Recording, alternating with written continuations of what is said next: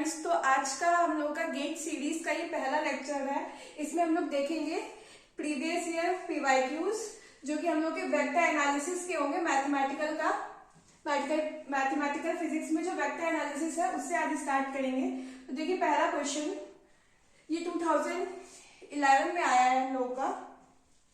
If a force F is derivable from a potential function VR, where R is the distance from the origin of the coordinate system, it follows that। अब इसमें ये चार option दिए हुए हैं, इसमें से हमें बताना है कि कौन सा ऑप्शन सही है। तो अगर हम लोग देखें, जो हम लोग के पास गिवन है, जो फोर्स F है, that is the function of the potential। तो that means हम लोग के पास ये गिवन है और हमें फाइंड करना है जो कर्ल ऑफ एफ है। अगर पहला पॉइंट देखें, कर्ल ऑफ एफ, तो यहां से हम लोग एफ की वैल्यू पुटअप करेंगे।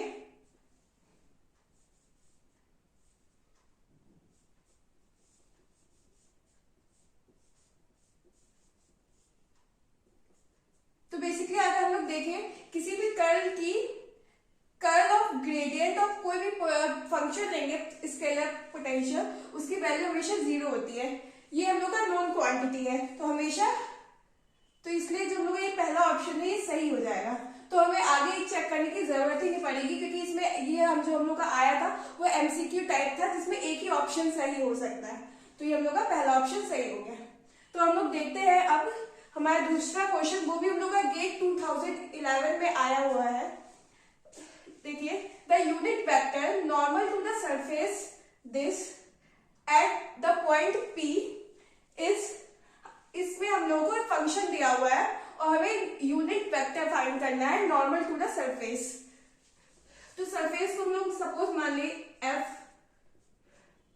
इसकी इक्वेशन लिखेंगे x² + y² - z - 1 equals to 0। Sir, जो भी हम लोग के पास सरफेस दिया होता है उसे हम लोग इक्वल्स टू 0 फॉर्म में बना लेते हैं। तो इसमें हम लोग 1 को इधर ले आएंगे तो यह माइनस में आ जाएगा और इक्वल्स टू 0। अब हमें फाइंड करना है unit normal vector eight point this. तो इसका फॉर्मूला होता है यूनिट नॉर्मल वेक्टर का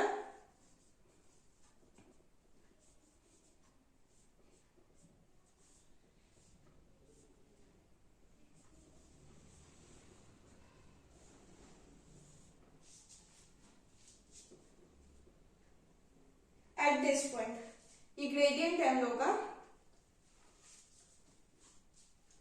तो अब इसको हम लोग फाइंड करते हैं, कैसे फाइंड करना है हमें। तो बेसिकली यहाँ पे जो ये डेल होता है, डेल की वैल्यू होती है हम लोग की del by del x i cap plus del by del Y J cap plus del by del Z के cap. This is the value of del. अब इसे हमें डेल ऑफ एफ लेना है। तो ये हम लोग का आएगा, यहाँ पे जैसे हम लोग लिख दें डेल ऑफ एफ, इसी लाइन में कर दी रही हूं मैं। तो यहाँ जो एफ की वैल्यू है दिस, तो ये आ जाएगा x² + y² प्लस हम लोग का हो जाएगा x² + y² - z - 1। अब इसको हम लोग अगर करेंगे, इस पूरे टर्म को अंदर वाले से हम लोग एक एक बार मल्टीप्लाई करेंगे। पहले डेल बाय डेल एक्स को इस पूरे से करेंगे डिफरेंशिएट, फिर डेल बाय डेल वाई को इस पूरे से करेंगे डिफरेंशिएट, और फिर डेल बाय डेल जेड को इस पूरे से डिफरेंशिएट करेंगे। तो जब एक्स के रिस्पेक्ट में करेंगे तो only this term will be differentiate. तो आएगा हम लोग 2x आई कैप, फिर जब y के रिस्पेक्ट में करेंगे तो प्लस 2y जे कैप, और जब z के रिस्पेक्ट में करेंगे तो minus k cap. This is the value of del of fx। तो ये इसकी वैल्यू हम लोग की आ गई दिस। अब हम लोग को अगर यूनिट नॉर्मल वेक्टर फाइंड करना है तो ये अपॉन में जो इसका हम लोग को नॉर्म फाइंड करना है। तो इसको फाइंड करने के लिए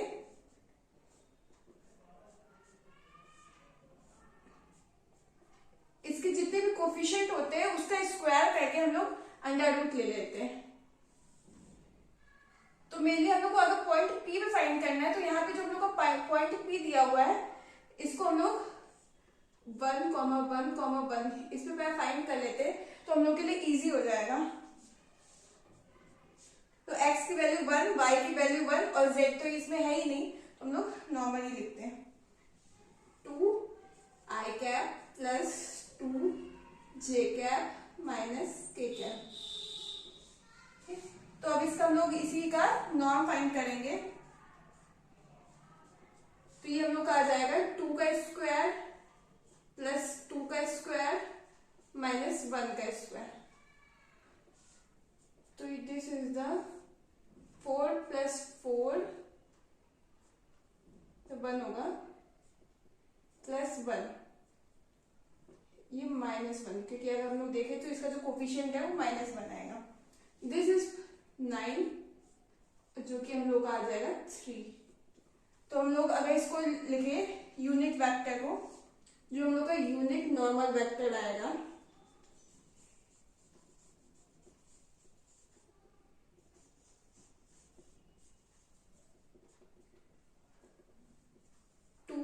i cap plus 2j cap minus k cap upon में 3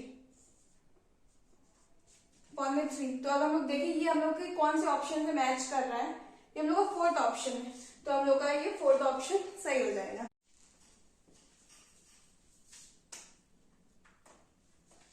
तो अब हम लोग बात करते हैं अपने तीसरे क्वेश्चन की। तो जो तीसरा क्वेश्चन है ये हम लोग का 2012 में आया है गेट के, क्योंकि identify the correct statement for the following vectors a equals to this and b equals to this. तो हम लोग के पास 4 यहाँ पे स्टेटमेंट्स दी हुई है, इनमें से हमें बताना है कौन सी करेक्ट है। तो अगर हम लोग देखा जाए तो पहले हम लोग सबसे पहले वेक्टर देख लेते हैं क्या गिवन है हम लोग के पास 3i प्लस 2j और जो b है वो हम लोग के पास गिवन है i प्लस 2j। तो जो हम लोग की पहली स्टेटमेंट ये कह रही है कि जो वेक्टर a और b है वो लीनियरली इंडिपेंडेंट है और जो हम लोग की सेकेंड स्टेटमेंट कह रही है वो लीनियरली डिपेंडेंट है। तो अब हम लोग को ये पता होना चाहिए कि कोई भी दो वेक्टर कब लीनियरली इंडिपेंडेंट होंगे और कब डिपेंडेंट होंगे। तो अगर किन्हीं भी दो वेक्टर का कोई भी दो वेक्टर है इसका जो हम लोग का डिटर्मिनेंट है अगर ये 0 होता है, इनका अगर डिटर्मिनेंट 0 होगा तो ये हम लोग के लीनियरली डिपेंडेंट कहलाएंगे और अगर नॉट इक्वल्स टू 0 तो ये इंडिपेंडेंट कहलाएंगे। और जो हम लोग का थर्ड स्टेटमेंट है वो ए और बी अगर ऑर्थोगोनल हो, ऑर्थोगोनल में इनका जो हम लोग का डॉट प्रोडक्ट होता है वो 0 होता है और नॉर्मलाइजेशन में इनका जो हम लोग का होता है 1 होता है। ठीक है, तो हमें देखना है इन चारों कंडीशन में से कौन सी सेटिस्फाई कर रही है ए और बी को। तो जो हम लोग का पहला है देखते हैं इसका डिटर्मिनेंट। ए का देखेंगे 3,2 और बी के कोफिशिएंट होंगे हम लोग के 2। तो इस डिटर्मिनेंट फाइंड करने के लिए क्रॉस मल्टीप्लिकेशन करते हैं 6 minus 2 that is 4 not equals to 0। तो ये हम लोग का क्या हो जाएगा, पहली कंडीशन हम लोग की फुलफिल हो जाएगी कि ये लीनियरली इंडिपेंडेंट है। तो ये भी हम लोग का एमसीक्यू टाइप था, इसमें भी हम लोग का एक ही सही होगा। अगर हम लोग बाकी के देखेंगे कि a डॉट बी वो भी हम लोग का 0 नहीं आएगा और a डॉट बी हम लोग का 1 भी नहीं आएगा, इसकी कोई वैल्यू ये होगी जो हम लोग की फाइनाइट वैल्यू है। तो हम लोग के ये दो ऑप्शन भी गलत हो जाएंगे। तो अब इसी तरह देखते हैं हम लोग का जो फोर्थ क्वेश्चन है इसमें दिया हुआ है जो a और b है वो कांस्टेंट वेक्टर है, देन हम लोग को फाइंड करना है इसकी वैल्यू। ये जो क्वांटिटी दी हुई है इसकी क्या वैल्यू आएगी इन चारों ऑप्शन से। तो देखते हैं a dot b cross r। सबसे पहले जो a और b है तो सपोज कर लेते हैं जो a इक्वल्स टू हम लोग a i cap plus b j cap, sorry constant है तो इसको ए प्लस ए के कैप। ये हम लोग सपोज कर रहे हैं मेनली अगर हम लोग इस टाइप के क्वेश्चन आते हैं प्रूव करने वाले या वैल्यू फाइंड करने वाले जिनकी हमें कोई भी वेक्टर्स की वैल्यू नहीं दी होती है, तो हम उसे खुद से मान के कोई भी वैल्यू एज्यूम करके उससे हम लोग की जो यहाँ पे सॉल्यूशन हो जाता है कैलकुलेशन वो इजी हो जाता है। तो इसलिए हम लोग इसको ऐसे करेंगे, कोई भी कांस्टेंट वेक्टर दिया तो तुम लोग मान लें suppose a is the constant small a, और जो बी है वो भी हम लोग एज अ कांस्टेंट लेट करेंगे b j cap plus b k cap, और जो आर है वो तो हम लोग को पता ही है वो उसकी वैल्यू क्या होती है, that is x i cap plus y J cap plus z के cap. This is a position vector. तो हमें अगर इस ब्रैकेट को सॉल्व करना है तो सबसे पहले हम लोग ये अंदर वाला जो ब्रैकेट है उसे सॉल्व करना होगा। तो सबसे पहले हम करते हैं बी क्रॉस आर। तो इसको फाइंड करने के लिए इसका क्रॉस लेना होगा। तो इसके क्रॉस की वैल्यू आएगी, कैसे लेंगे इसका cross, that is B X Y Z. तो इसको लेने का तरीका है आई को बाहर लेंगे एंड बी क्रॉस एक बार ऐसे इसका क्रॉस मल्टीप्लिकेशन ऐसे फिर ऐसे, तो b Z minus b y and next minus j, जो हम लोग का आएगा next b Z minus b x plus k b x sorry b Y minus b x. This is the, अगर हम लोग इसको देखें तो इसे कैसे अब इसकी आगे सॉल्व करेंगे हम लोग। तो अब देखते हैं इसके आगे क्या होगा। हम लोग का ए से हम लोग को एक का डॉट प्रोडक्ट लेना है हमें इस पूरी वैल्यू के साथ। तो अगर ए का डॉट प्रोडक्ट लेंगे with the help this value, तो हम लोग का आएगा ए समझ माना ही दिस, तो आई कैप का जो कोफिशिएंट है उसको हम लोग यहाँ आई कैप के कोफिशिएंट से मल्टीप्लाई करेंगे, जे कैप के कोफिशिएंट को यहाँ जे कैप के कोफिशिएंट से मल्टीप्लाई करेंगे, और इसी तरह से जो के कैप का कोफिशिएंट है दोनों को हम लोग आपस में मल्टीप्लाई कर देंगे। तो देखते हैं मल्टीप्लाई करके क्या आता है, A B Z minus A B Y this and this, तो minus A B Z plus A B x plus A B Y minus A B X. तो अगर हम लोग देखें इसे तो जो ए बी जेड है प्लस में माइनस इधर से कैंसिल हो रहा है, ए बी वाई से कैंसिल हो रहा है, और दिस से कैंसिल हो रहा है। तो इस पूरे की जो होल वैल्यू आ जाएगी वो हम लोग की आ जाएगी 0। तो यहाँ से अगर किसी भी 0 को हम लोग डल ले तो उसकी वैल्यू आएगी 0। तो इस पूरे की वैल्यू यहाँ से आ जाएगी 0। दैट मीन्स हम लोग का जो ऑप्शन डी है वो सही हो जाएगा।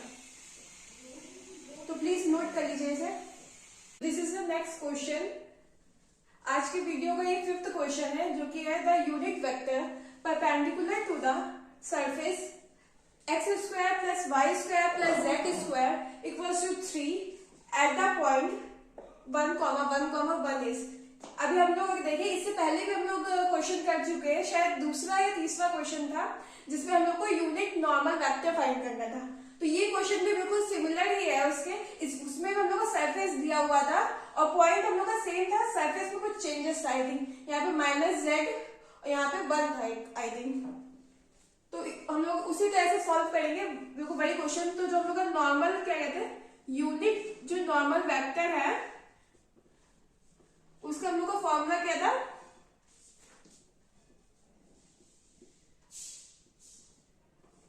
दिस इज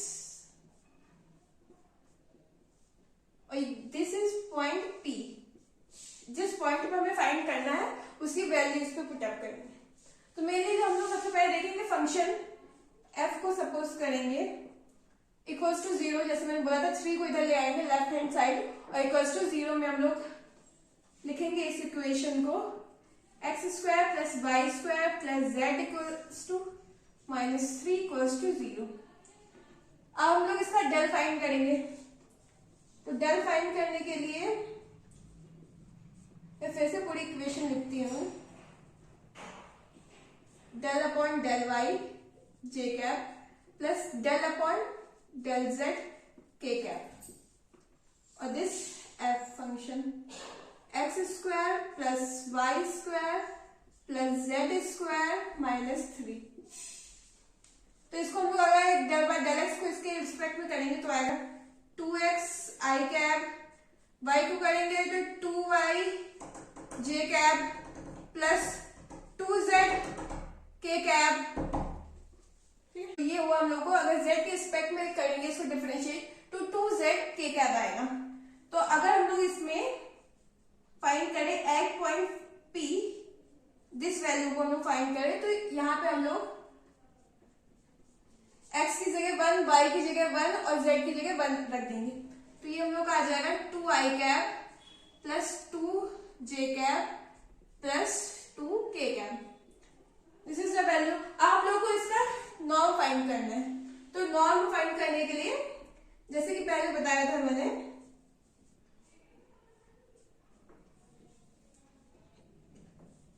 इसके कोफिशिएंट का स्क्वायर करके अंडर रूट लेना है प्लस 2 का स्क्वायर। तो ये हम लोग का आ जाएगा 4 plus 4 plus 4 that is 12 under root में, जो कि आ जाएगा 2√3।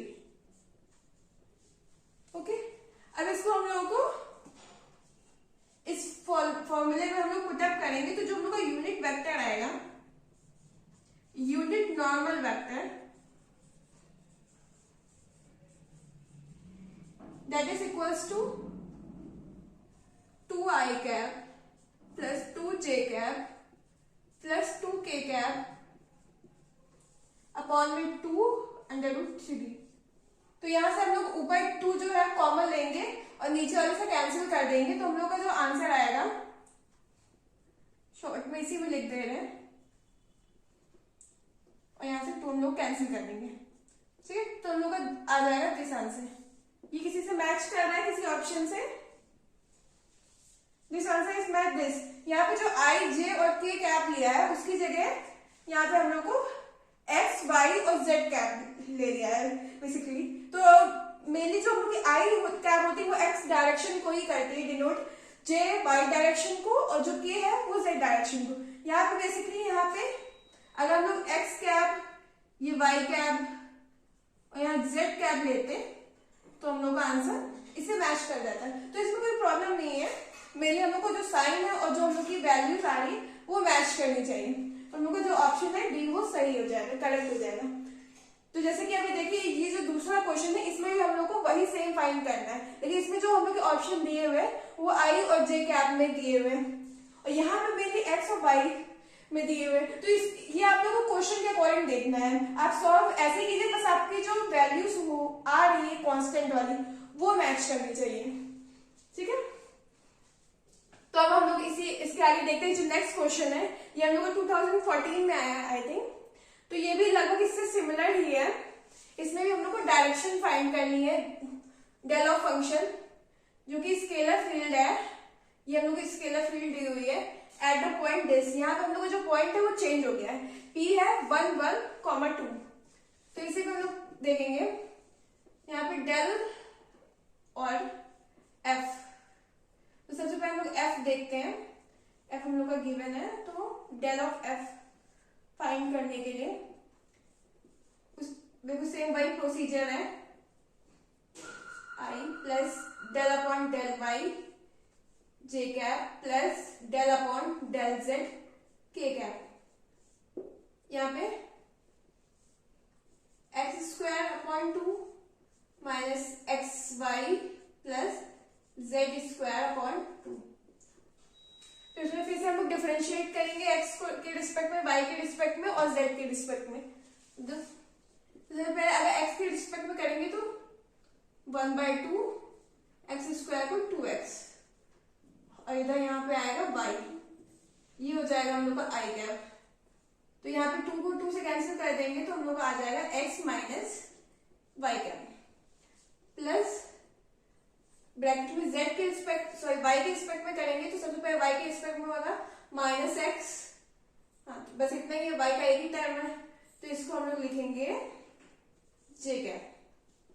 ओके, तो जो लास्ट है हम लोग को z के रिस्पेक्ट में करना है, तो z का टर्म है, सिर्फ एक टर्म है, तो इसको लिखेंगे 1/2 और ये 2z आएगा। तो ये 2 से 2 कैंसिल हो जाएगा तो इसको हटा देंगे, z k cap. This is a question. इसमें हम लोग इसको सिंप्लीफाई कर दे थोड़ा, x माइनस वाई आई कैप माइनस एक्स जे कैप प्लस जेड के कैप। इसको हम लोग पॉइंट P पे इसकी वैल्यू फाइंड करनी है हमें, 1, 1, 2। तो यहाँ x, y, z की वैल्यू रखेंगे तो x की वैल्यू 1, y की वैल्यू 1, तो हम लोग का क्या आ जाएगा 0। तो ये टर्म तो हम लोग का पूरा गायब हो जाएगा। यहाँ पे x की वैल्यू 1 है तो माइनस j कैप, z की वैल्यू क्या है 2 है, प्लस 2 k कैप। तो ये हो जाएगा हम लोग का del upon F at point P। अब हम लोग को यहाँ पे क्या था, यहाँ पे इसका ग्रेडियंट भी लेना है और फिर इसको डिवाइड कर देना है, सॉरी नॉर्म लेके डिवाइड करना है। तो इसका नॉर्म लेंगे अगर तो वो आएगा 1 का स्क्वायर माइनस 1 का स्क्वायर प्लस 2 का स्क्वायर और इस पूरे का under root, that is 1 + 4 under root equals to 5 under root में। तो इस पूरे को डिवाइड करेंगे तो जो हम लोग को यूनिट नॉर्मल वेक्टर आएगा वो आ जाएगा minus j cap plus 2k cap upon में अंडर रूट 5। तो देखते हैं इससे हम लोग का कोई भी ऑप्शन मैच कर रहा है, minus j plus 2k cap option B, ये हम लोग का मैच कर रहा है, तो इसका आंसर हो जाएगा हम लोग का ऑप्शन बी। तो इसे नोट कर लीजिए या तो फिर स्क्रीनशॉट कर लीजिए। तो चलिए देखते हैं हम लोग का 7th क्वेश्चन, जो कि है in spherical polar coordinate r theta and phi the unit normal vector theta cap at this point हमें फाइंड करना है। तो बेसिकली जो ये हम लोग का दिया हुआ है ये क्या है, ये आर, थीटा और फाई की वैल्यूज है, जो कि है 10 π/4 और π/2, और हमें फाइंड क्या करना है, हमें थीटा कैप फाइंड करना है।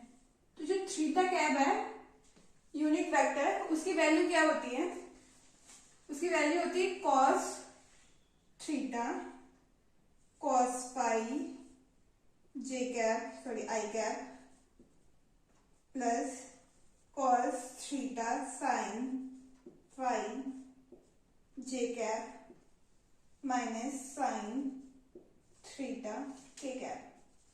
तो यहाँ पे बेसिकली हम लोग थीटा और फाई की वैल्यू पुटअप कर देंगे।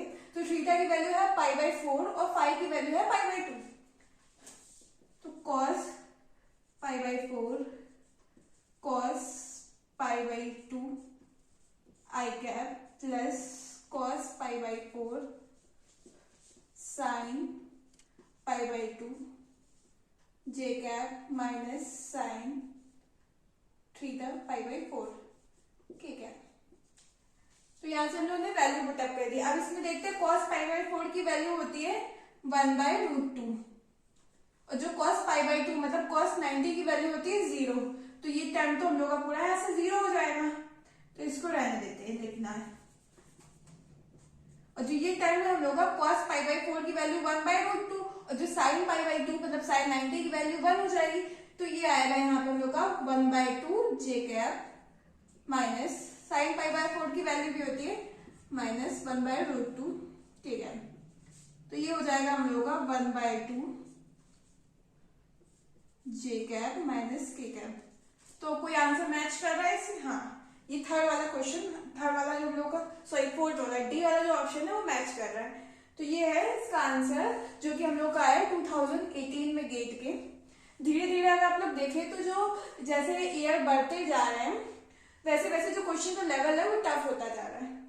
तो इसे नोट कर लीजिए और हम लोग देखते हैं आगे जो हम लोग का क्वेश्चन है नेक्स्ट 8th क्वेश्चन। इसमें हम लोग का गिवन है जो एक v1 और v2 दो हम लोग के वेक्टर्स दिए हुए हैं। Which one of the following v3 makes a complete set for the 3 dimension linear vector space. तो बेसिकली हमें सबसे पहले ये बात पता होनी चाहिए कि जो लीनियर वेक्टर स्पेस होती है उसकी कंडीशन क्या होती है। तो सपोज मान ले एक कोई वेक्टर है लीनियर स्पेस जो कि कंसिस्ट कर रहा है v1, v2, v2, v3, ये 3 वेक्टर है जो कंसिस्ट हो रहा है। अगर हम लोग को देखना है इसका जो लीनियर वेक्टर स्पेस होने की कंडीशन है कि जो इस वेक्टर का जो डिटर्मिनेंट है नॉट इक्वल्स टू 0 होना चाहिए। तो हम लोग कह सकते हैं जो ए है वो रियल लीनियर वेक्टर स्पेस है। तो हम लोग को इसकी ये कंडीशन सेटिस्फाई करानी पड़ेगी यहाँ पे। तो एक एक करके हम लोग ऑप्शन से देखेंगे। सबसे पहले हम लोग v3 फर्स्ट ऑप्शन लेंगे और ये कंडीशन सेटिस्फाई कराएंगे कि इसका डिटरमिनेंट 0 हो रहा है या नहीं।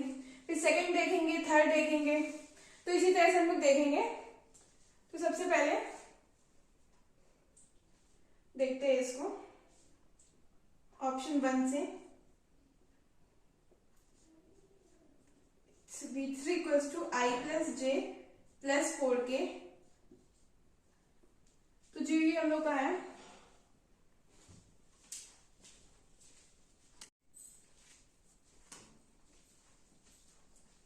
तो अगर हम लोग ए को लेके सेटिस्फाई कराएंगे तो फिर हम लोग का डिटरमिनेंट होगा v1, v2, v3 वो आ जाएगा 0 के इक्वल। तो ये हम लोग की कंडीशन सेटिस्फाई नहीं हो रही। हम लोग चेक करते हैं दूसरा ऑप्शन v3। ये मैं से डायरेक्टली लिख ले रही हूँ, आप सॉल्व कर लीजिएगा। डिटर्मिनेंट सॉल्व करना तो आता ही होगा आप लोगों को। 2k तो इसका भी जो हम लोग का डिटर्मिनेंट होगा v1, v2, v3 वो भी इक्वल्स टू 0 हो जाएगा। तो इसी तरह हम लोग देखेंगे जो थर्ड वाला है उसका भी हम लोग का 0 आ जाएगा। बस हम लोग का जो फोर्थ वाला है इसका जो डिटर्मिनेंट है वो नॉट इक्वल्स टू 0 आएगा, जिसकी वैल्यू हो जाएगी हम लोग की -2 आएगी। अगर आप इसे सॉल्व करेंगे तो हम लोग यहाँ से बोल सकते हैं जो ऑप्शन डी है वो करेक्ट है। वो थर्ड कंपोनेंट है 3 dimension real linear vector space का। तो this is the 9th question of this video. तो देखते हैं इस क्वेश्चन में क्या है। Consider a cylinder of the height h and the radius a closed at both end centered at the origin। मतलब हम लोग के पास एक सिलेंडर दिया हुआ है जिसकी जो हाइट है वो हम लोग की h मान है गिवन है और जो रेडियस है दिस इज द ये हम लोग की a गिवन है और जो हम लोग का सेंटर पे ओरिजिन है ये जो ओरिजिन है वो हम लोग का सेंटर पे है लाई कर रहा है और जो r है पोजीशन वेक्टर दिया हुआ है हम लोग का be the position vector and जो n है वो हम लोग की यूनिट नॉर्मल वेक्टर है। ओके इतना तो समझ में आ गया। अब जो हमें फाइंड करना है the surface integral this over the close surface of the cylinder is. अब इन चारों ऑप्शन में से कोई एक आंसर सही होगा। तो अब पहले देखते हैं इस इंटीग्रल को कैसे फाइंड कर सकते हैं।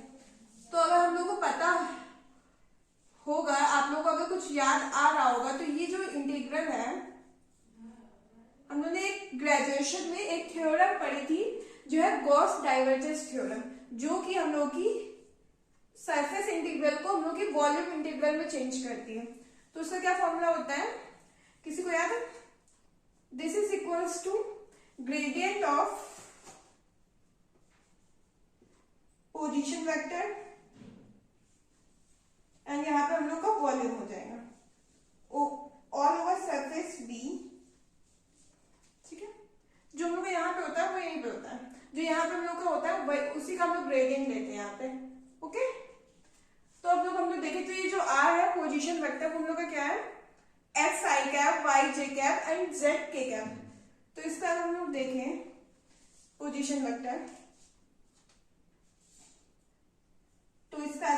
H3 volume dV। अगर इसका ग्रेडियंट लेंगे तो इसको मैं साइड में दिखा दे रही हूँ।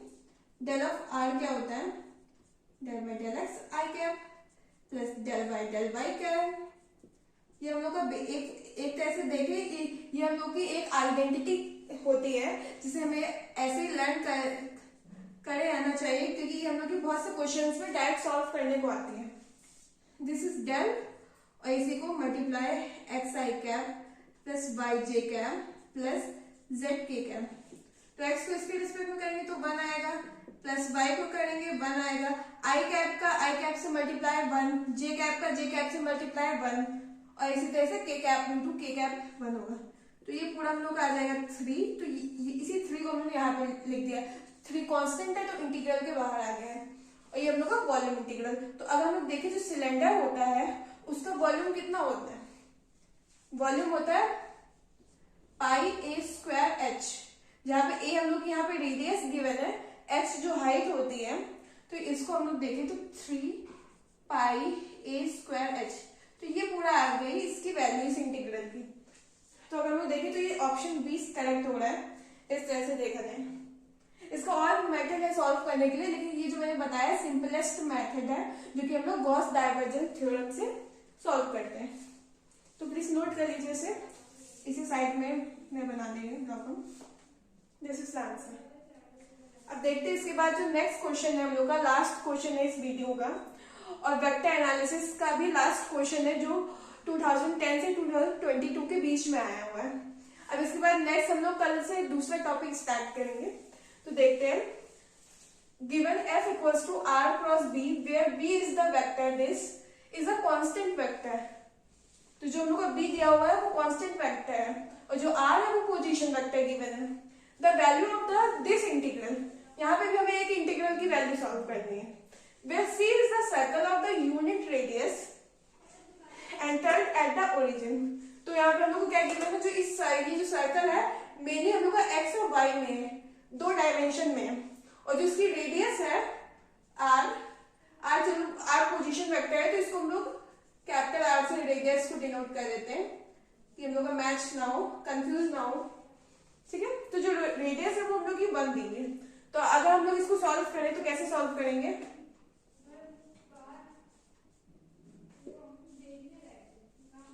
हमें इस इंटीग्रल की वैल्यू सॉल्व करनी है। तो सबसे पहले तो हम देखते हैं f को हम लोग सबसे पहले मल्टीप्लिकेशन करते हैं b का और r का। r अगर पोजीशन वेक्टर है तो क्या होता है हम लोग को पता है पहले से ही। अगर r पोजीशन वेक्टर है तो हम लोग कैसे उसको सपोज करेंगे i cap plus y j cap plus z k cap, और जो b दिया हुआ है हम लोग का वो हो जाएगा b not i cap plus j cap plus k cap.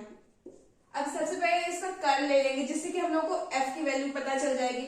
उसके बाद हम लोग dr कैलकुलेट करेंगे, फिर इन दोनों जो हम लोग की आएगी वैल्यूज इसे हम लोग इस इक्वेशन में पुट अप कर देंगे इस इंटीग्रल में, और फिर वहां से हम लोग इस इंटीग्रल की वैल्यू फाइंड कर लेंगे। ओके, तो इन दोनों को क्रॉस करते हैं, क्रॉस मल्टीप्लीकेशन करते हैं। तो अगर इसको करें cross multiplication,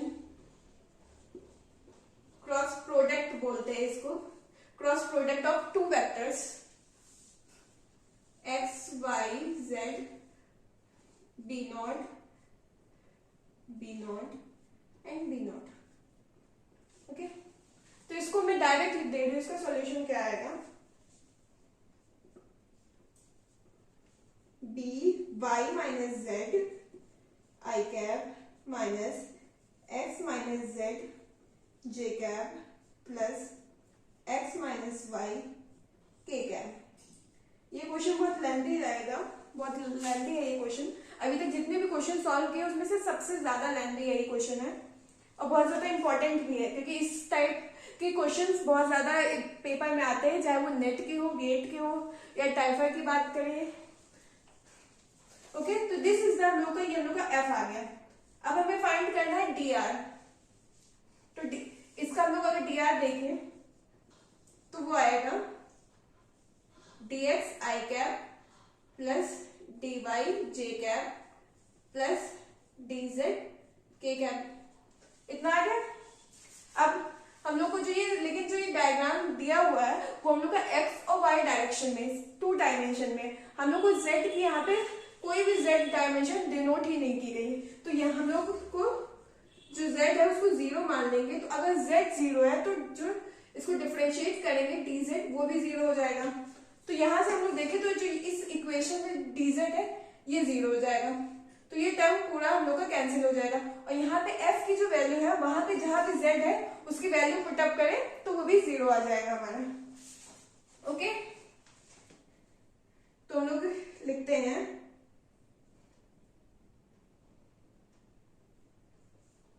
f dot dr equals to b nought y dx minus x dy। ये आ जाएगा हम लोग का इसका डिफरेंशिएट। इसमें z को हम लोगों ने 0 रख दिया है और dz को 0 रख दिया है। ओके, अब हम लोग अगर देखें ये जो सर्कल दिया हुआ है इसकी इक्वेशन क्या होती है, x square plus Y square और यहाँ पे r का स्क्वायर।